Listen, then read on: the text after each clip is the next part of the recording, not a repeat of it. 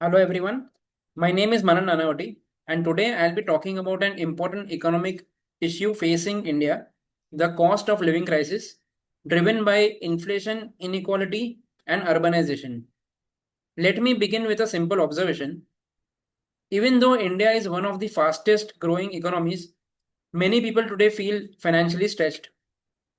In simple terms, people are earning more, but their money is buying less.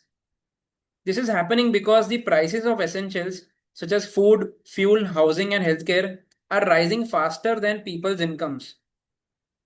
And that brings us to the key question: why is economic growth not improving living standards? So, to understand this, we need to look at three key factors. First, inflation. Over the past few years, food items like vegetables, pulses have become more expensive, and fuel costs have stayed high. This directly increases household spending on essentials and reduces savings. Second, income inequality. While some sectors are growing rapidly, a large part of the workforce, especially in the informal jobs, has not seen comparable income growth. So, what we are seeing is clear: prices are rising faster than incomes for most people. Third, rapid urbanization. More people are moving to cities, but housing supply has not kept the same pace.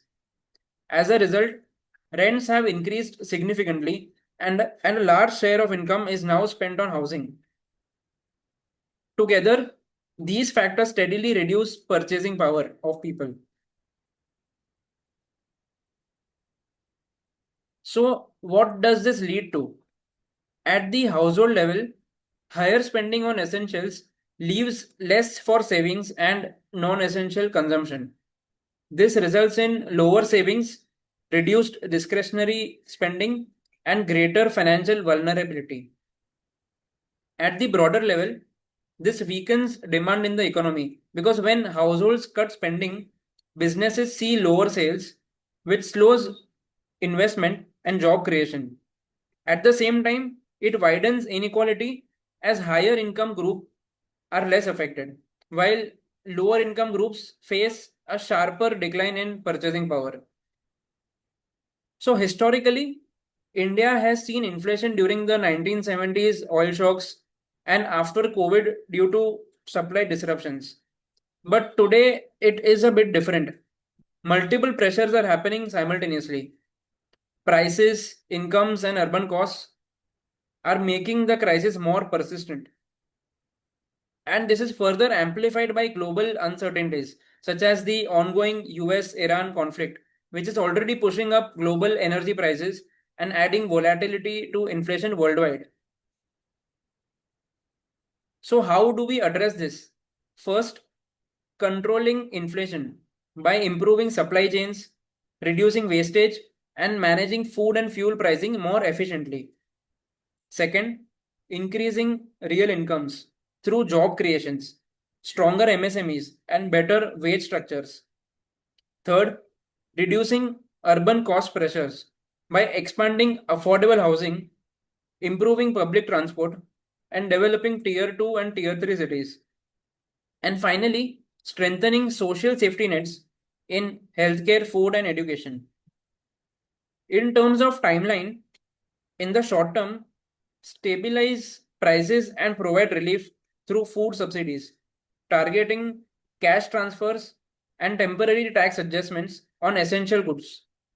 In the medium term, improve incomes and urban systems by creating jobs, strengthening MSMEs, expanding affordable housing, and improving transport and infrastructure. And in the long term, ensuring these improvements that we do in the short term and the medium term are sustained through stable inflation, consistent income growth, and well planned urban development. So, of course, addressing this crisis is not very straightforward. There are real constraints to it, such as limited fiscal space, uneven policy implementation, and external risks like global oil prices. At the same time, Structural inequality makes it harder for the benefits of growth to reach everyone. But these challenges make action even more important because, at its core, the cost of living crisis is not just about prices or income. It is about how people experience growth in their daily lives. India's growth story is strong, but it remains incomplete. As long as many people do not see a real improvement in their standard of living, India's growth story is going to remain incomplete. So, the goal going forward is not just faster growth. It's about better growth. Growth that is inclusive, affordable, and also at the same time sustainable in the longer term. Thank you.